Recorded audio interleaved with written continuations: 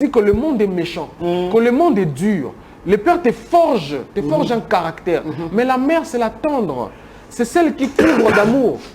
C'est celle qui couvre d'amour. Il y a un dicton en lingala qui me vient en tête, mais je ne vais pas le dire parce qu'on est à la télé. Très bien, Madame Virginie, répondez. Je te rappelle. Vous savez, ce que vous m'avez dépeint, moi je vais essayer, entre guillemets, de caricaturer brièvement ce que vous avez dit. Allez-y. J'ai l'impression que vous êtes en train de dire que la masculinité, la virilité, l'homme est en voie de disparition. Bien sûr. D'accord. Bien sûr. Et vous êtes en train de dire... On est féminisé. Oui, vous êtes en train de dire que... Voilà, c'est ce que vous êtes exactement en train de dire. Et moi, ce que j'aimerais peut-être vous dire, vous savez, l'intelligence aussi, c'est le fait de pouvoir s'adapter aux situations, aux changements. Ça ne marche pas. Voilà. Vous êtes en train de parler d'un monde idéal. L'idéal n'existe pas. La perfection est loin de ce monde. Quoique on aspire tous à cela. Voilà. Heureusement. Aussi, vous êtes en train de dire que les femmes qui sont carriéristes n'ont pas forcément, de vie de famille. Vous savez, si elles en ont, c'est pas bien, c'est médiocre. C'est ce qu'on appelle la compréhension.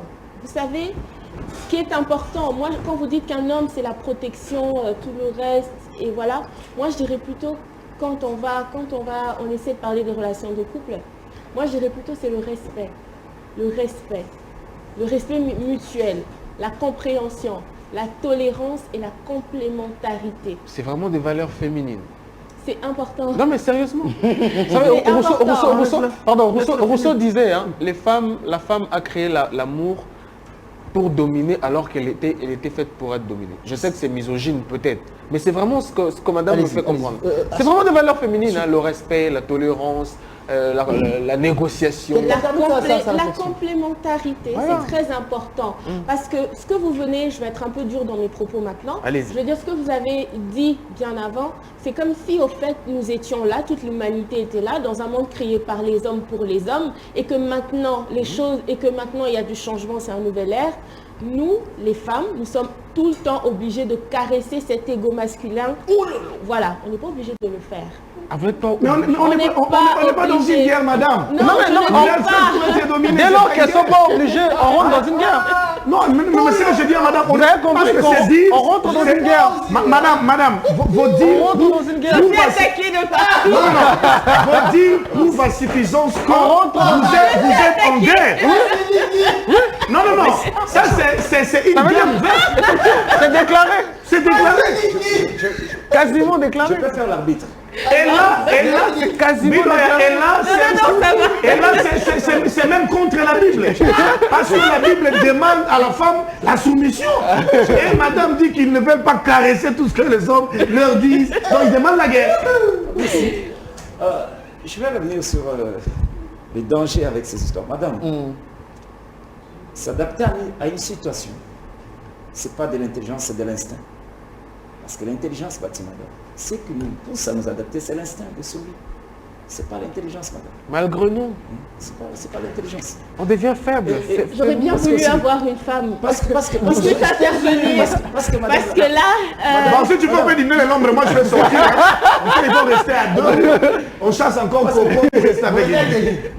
Parce que madame, là, vous subissez. Bon, vous subissez. Je peux continuer. D'accord. Madame, il y a une chose très capitale. On en est là. Pourquoi on en est là aujourd'hui? Parce qu'il y a un problème. Parce que nous avons voulu faire de la crise au ménage un problème sociétal. C'est là le travail de la femme. Parce qu'il y a un homme qui n'arrive pas à subvenir aux besoins du ménage. C'est comme ça on crée et on dit la femme doit faire ceci. Et puis cet homme-là, on l'a créé parce qu'il faut quand même le dire. Hein, c'est quand on crée la classe moyenne, qu'on crée des hommes ouvriers, et puis ensuite, le capitalisme comprend que les hommes ouvriers demandent de trop, alors on ramène les femmes pour baisser les salaires. C'est quand même ça. C'est quand même ça le début. Je continue, madame. Parce que vous voyez maintenant, la crise qu'on a créée, alors qu'on pensait résoudre la crise du ménage, la crise qu'on a ramenée au niveau de la société, on n'a plus la puissance, on n'a plus l'autorité de la gérer. On ne sait plus gérer ça. Parce qu'aujourd'hui, vous avez dit très bien qu'il est devenu très difficile d'élever son enfant mentalement. Or, si on est dans la capacité d'élever notre enfant mentalement, ça veut dire qu'on est en train de préparer le déclin de l'espèce humaine. Effectivement. Parce que aujourd'hui, vous fournissez des efforts pour construire, alors que votre fils ne sera pas capable de pérenniser ce que vous avez construit. Où allons-nous? En fait, vous savez, dans votre discours, ce que vous avez dit, je suis d'accord vers la fin, mais pas très d'accord au début. Pourquoi? J'ai plutôt l'impression, un peu avec mes chers messieurs, je respecte vos idées, mais par contre, ce que j'ai compris maintenant, c'est que l'homme est le pourvoyeur et que la femme n'intervient que si l'homme n'arrive plus à pourvoir. C'est ce que j'ai compris au fait. Vraiment le féminisme de... C'est ce que j'ai compris. Non, c'est ce que moi j'ai déduit de vos réflexions. J'ai essayé de comprendre. C'est ce que j'ai déduit de vos réflexions, plutôt ça. Donc si je comprends bien, aujourd'hui vous avez une fille, vous investissez, on va réfléchir, on se dit voilà, vous l'envoyez à Harvard. Aujourd'hui, votre fille, elle est diplômée dans une prestigieuse université. Même à l'UNIKIN, elle a distingué, et elle est poussée, elle est bien encadrée. Aujourd'hui, elle décide, elle tombe amoureuse, parce que moi je dis, elle se marie parce qu'on aime une personne. Elle tombe amoureuse, elle se dit, voilà, j'aimerais passer ma vie avec cette personne. Elle a sa demande en mariage, elle se marie. Et vous êtes là, vous êtes fiers. Ma fille, elle a un doctorat en économie, elle a fait des recherches et tout. Et elle épouse un monsieur qui a des fonctions, peut-être pas forcément politiques ou même dans sa société, qui gagne bien sa vie. Et le monsieur dit, vous savez, madame, je pourvois au foyer.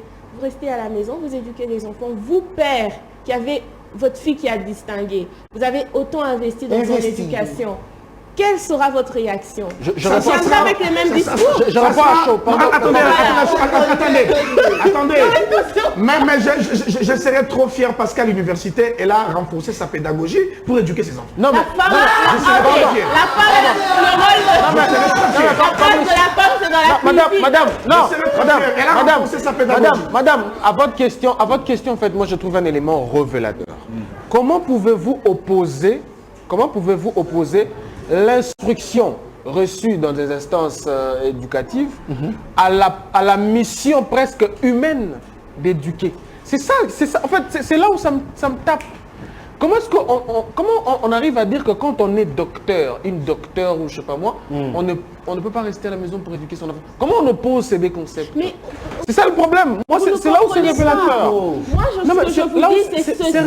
Moi, ce que j'essaie de vous faire comprendre, c'est ceci. Madame, je vais vous dire cela. Je vais vous dire une chose. Les deux peuvent s'accompagner. Non, je suis d'accord. Je vais vous dire une chose. Vous savez qu'à l'époque, depuis longtemps, ceux qui nourrissent la famille en termes de nourriture, ça a toujours été les femmes parce que c'est elles qui travaillent dans le champ. Les travaux sont faits. Je vais vous dire à quel moment la carrière est venue. D'abord en Afrique. La carrière arrive en Afrique dans les années... Il y a plein de messages. Hein. Non, mais la carrière arrive au XVIe siècle, vers le XVIIe, quand la colonisation bat son plein. C'est-à-dire quoi? On a enlevé à l'Afrique tous les hommes forts. On les a enlevés. On a enlevé à l'Afrique tous les hommes pourvoyeurs, justement. Et les femmes qui restent avec les enfants, c'est un peu exactement ce qui se passe aujourd'hui. Les femmes qui restent avec les enfants, c'est des familles monoparentales. Elles n'ont pas le choix que d'aller chercher à manger, que d'aller faire carrière pour nourrir les enfants. Simplement, la conséquence, en Europe, c'est avec la Première et la Deuxième Guerre mondiale. Simplement, la conséquence d'une femme qui laisse l'enfant pour aller, c'est qu'elle doit faire le choix entre nourrir cet enfant-là par la carrière et éduquer une progéniture. C'est ce que Coco vous dit. Et nourrir son éducation. C'est ce que Coco vous dit. C'est comme ça que moi je milite pour une société genrée, une société de rôle. Je vais vous donner encore un autre exemple. On prend les pays scandinaves. Finlande, Danemark. Où les politiques égalitaristes sont vraiment appliquées, peut-être même à 80%. Mais les statistiques montrent que les femmes choisissent toujours des métiers qui leur permettent à la fois d'être bonne épouse, bonne mère et bonne employée. Toujours. Ça veut dire qu'il y a une part biologique de la femme d'être multisectorielle. Et ça, on ne peut pas vous l'enlever. Les féministes veulent vous monter contre nous. Je ne comprends pas pourquoi. Pourquoi on veut vous rabaisser à ces niveaux-là? L'homme doit être le pourvoyeur et la femme doit gérer ça. La femme a toujours eu le pouvoir dans le ménage. Parce que l'homme, ce n'est que l'autorité. Si vous enlevez à votre homme son ego, vous en faites vraiment une marionnette. Il y a une...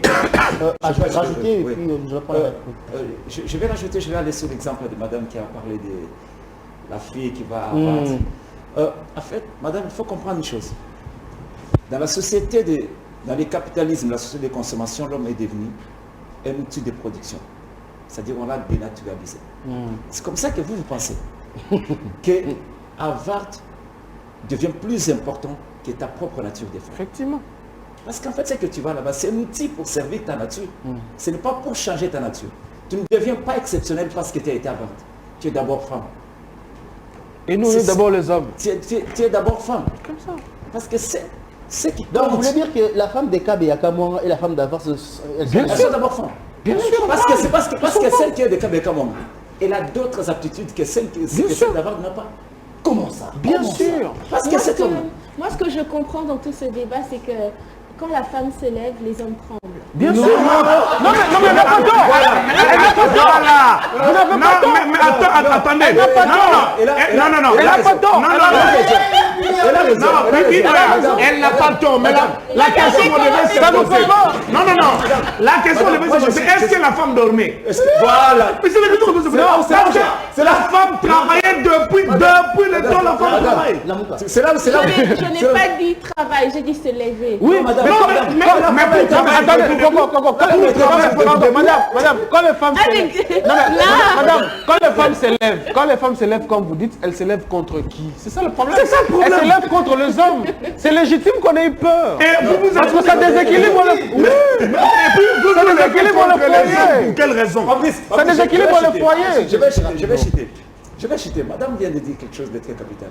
Elle dit, on peut être mère sans être dans le mariage. Mais elle adore le mariage. Parce qu'elle vient du mariage. Elle vient du mariage. Et vous comprenez que ce qu'elle croit être s'élever la révolution, c'est déjà même la destruction du sens même de la société. Et madame, vous allez empirer la crise que vous subissez aujourd'hui. Et donc vous êtes incapable. Comme les mères européennes. Aujourd'hui, la violence juvénile en Europe est quand même très attribuée au fait que les familles sont monoparentales. Vous comprenez déjà que ça, on le sait. Nous sommes en train d'avancer où l'homme est devenu capable d'élever son enfant mentalement. Et vous savez très bien que si votre enfant n'a pas votre mental, demain, les choses pour lesquelles vous manquez de sommeil seront détruites. Bien sûr. Et c'est que madame ne veut pas comprendre, que vous êtes en train de créer un déséquilibre dans la société qui demain va répercuter sur vous. C'est ce que vous ne voyez pas. Aujourd'hui, vous faites des enfants homosexuels. Vous savez, quand même grave. Je ne crée rien, je partage une idée et j'essaie de comprendre la vôtre aussi. Vous savez, on vit dans un monde où, selon moi, il y a un monde où il y a plusieurs courants d'idées. Moi, je me dis tout simplement... Parfois, vous regardez le doigt, mais pourtant il faut regarder la lune ou les étoiles. Je ne me rappelle plus très bien l'expression. Donc il ne faut pas souvent se limiter à ce que vous voyez devant. Il y a toujours bien au-delà un horizon beaucoup plus à l'horizon. Voilà. Donc on vit dans un monde qui bouge et moi ce que je dis, il faut savoir s'adapter. Certes, on veut tous protéger notre petit cocon, protéger notre petit espace, mais moi quand je m'exprime pas forcément sur moi-même. Je m'exprime plutôt, disons, à 30% sur moi et à 70% de ce que je vois autour. Et je sais que c'est inévitable. Si je comprends on bien, serait madame, vous obligé. parlez au nom du peuple.